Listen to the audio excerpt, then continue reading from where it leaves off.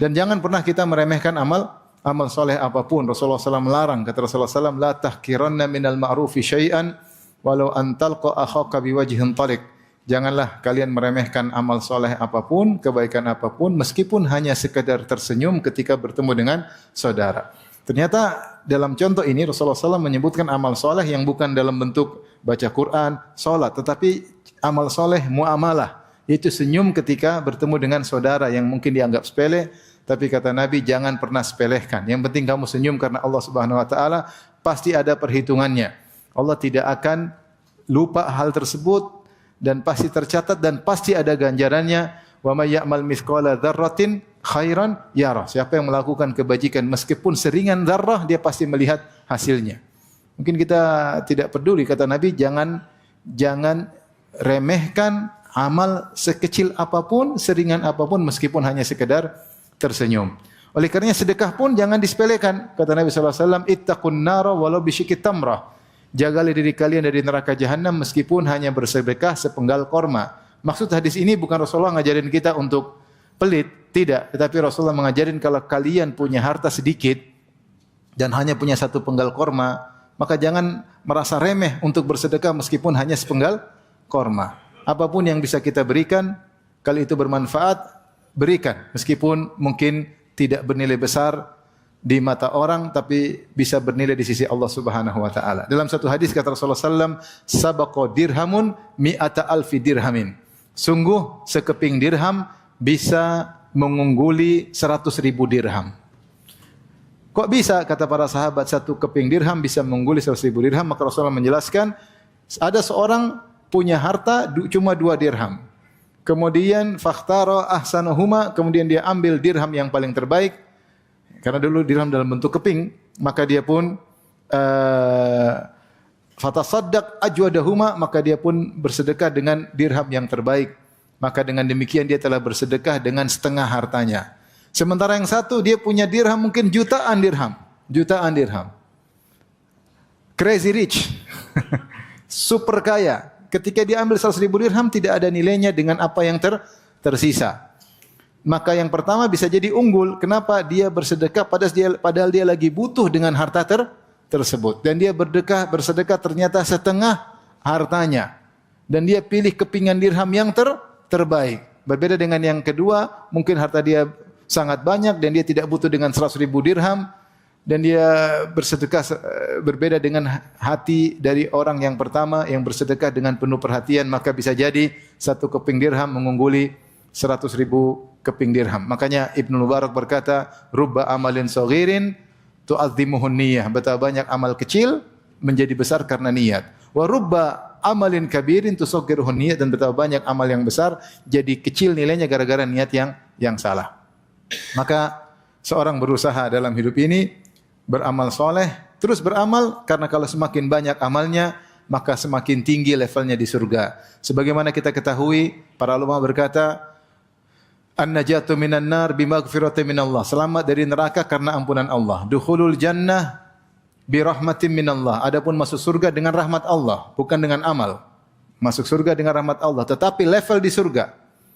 Waqtisamul manazil wad darajat bil a'mal. Tetapi level-level di surga tergantung dengan amal. Allah mengatakan, walikullin darajatu mimma amilu. Masing-masing mendapatkan derajat berdasarkan amal mereka. Kata Allah, udkhulul jannata bima kuntum ta'malun. Masuklah kalian surga berdasarkan amal kalian. Allah berfirman, ya, kulu washrabu hani'an bima aslaftum fil ayyamil khaliyah. Makanlah dan minumlah bersenang-senanglah di surga dengan sebab amal soleh yang kalian lakukan selama di dunia. Maka kata Ali bin Abi Thalib, al-yauma amalun bila hisab. Sekarang kita bisa beramal, tidak ada yang menghisab kita. Godan hisabun bila amal. Besok kita cuma bisa dihisab dan kita tidak bisa beramal soleh lagi. Nah, sekarang kita masih hidup, masih bisa beramal, maka semangat beramal. Orang-orang yang sudah meninggal, mereka sudah enggak bisa beramal lagi. Ya, kalau kita tanya sama mereka mungkin mau pingin apa? Mereka pingin hidup untuk beramal. Ya. Lihatlah bagaimana Allah kisahkan seorang yang akan meninggal dunia, maka dia ingin bisa beramal. Kata Allah, wa anfiqu mimma razaqnakum min qabli ayati ahadakumul maut fayaqula rabbi laula akhartani ila ajalin qaribin fa asaddaq wa akum minas salihin. Berinfaklah kalian sebelum datang kematian ajal kepada salah seorang dari kalian, maka dia berkata, ya Robku, tundalah kematianku barang sebentar aja, aku ingin ditunda, jangan mati sekarang. 10 menit, 15 menit, buat apa? Fa'asaddaq, aku ingin bersedekah. Wa akum minas salihin, dan aku ingin menjadi orang yang saleh. Wala yuakhirallahu nafsan idza jaa ajaluha. Dan Allah tidak akan menunda kematian jika telah datang ajal seseorang. Wallahu khabirum bima ta'malun, Allah Maha tahu tentang apa yang kalian kerjakan. Itu angan-angan orang yang menghadapi sakaratul maut. Angan-angannya apa? Ingin ditunda kematiannya, ajalnya barang sebentar. Buat apa? Untuk bisa beramal soleh. Untuk bisa beramal soleh. Ada riwayat, ada seorang salaf, dia menjenguk orang mati.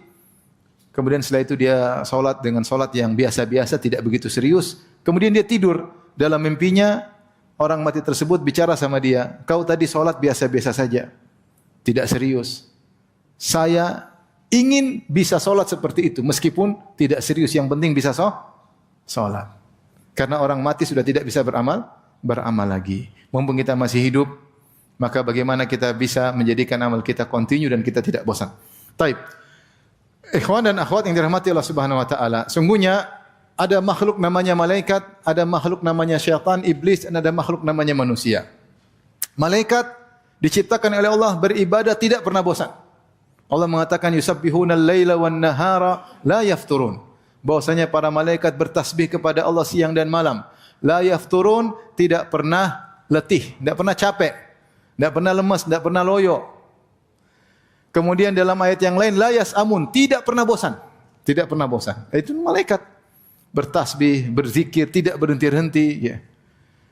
Mereka terus bertasbih, berzikir dan tidak pernah bosan. Setiap diperintah oleh Allah pasti tunduk.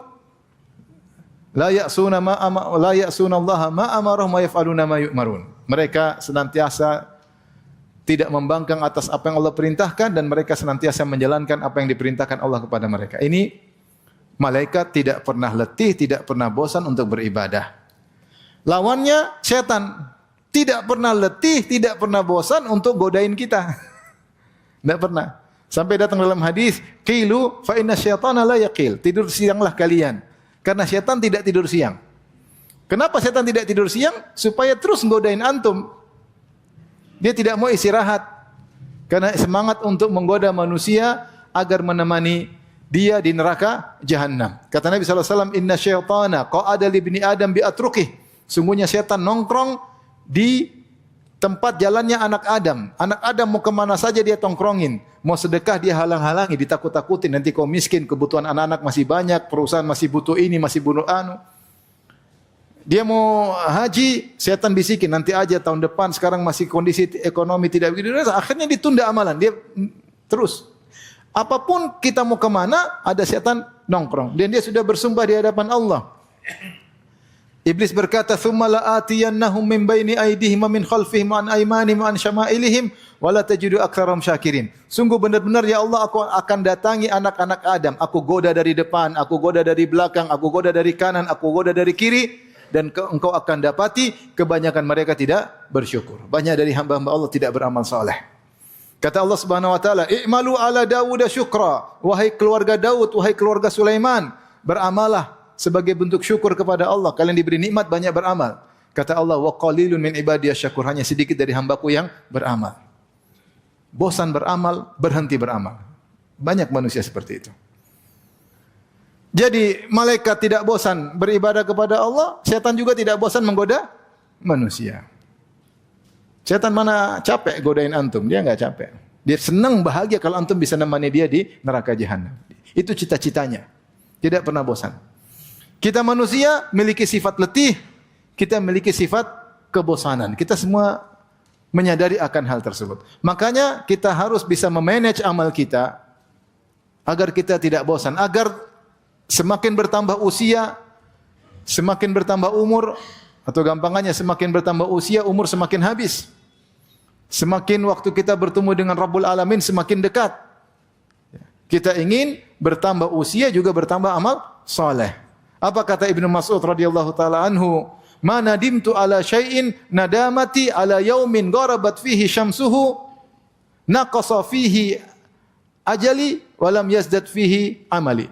Kata Ibnu Mas'ud radhiyallahu anhu, aku tidak pernah menyesal seperti penyesalanku terhadap hari di mana mataharinya terbenam, suatu hari di mana mataharinya terbenam, ajalku semakin berkurang, semakin dekat bertemu dengan Allah, sementara amalku tidak bertambah. Itu hari yang paling disesalkan oleh Ibnu Mas'ud. Ini renungan bagi kita semua. Kita sekarang bertambah usia, rambut semakin putih, pandangan semakin lemah, pendengaran semakin budek, mulai muncul asam urat, kolesterol semakin nampak, penyakit mulai sinyal-sinyal mulai bunyi, salah gerak, encok. Terus amal kita bagaimana? Tanda-tanda kematian semakin dekat. Kata Allah, wa ja'akumun nadhir, telah datang peringatan, uban sudah kelihatan. Semakin beruban berarti semakin menuju kematian. Terus yang menjadi pertanyaan, mana amal kita? Semakin bertambah atau tidak? Atau kita sudah bosan beramal? Kita berhenti. Semakin berkurang amalnya. Amal semau kita aja. Kalau enggak ya sudah, enggak mau. Kita enggak bikin jadwal amal kita. Maka kita perlu memanage diri kita karena kita ini makhluk yang disifati dengan kebosanan. Kita bukan malaikat. Malaikat enggak bakalan bosan. La yafturun wa la yasamun. Tidak pernah letih, tidak pernah bosan. Nah, kita sedikit-sedikit bosan. Sedikit-sedikit bosan. Nah, ini yang kita bahas pada kesempatan kali ini. Ini nasihat buat saya pribadi dan juga pada ikhwan dan akhwat. Mengingat usia kita yang semakin habis, umur kita yang semakin pendek, maka kita harus memanage diri kita agar kita tidak bosan. Baik.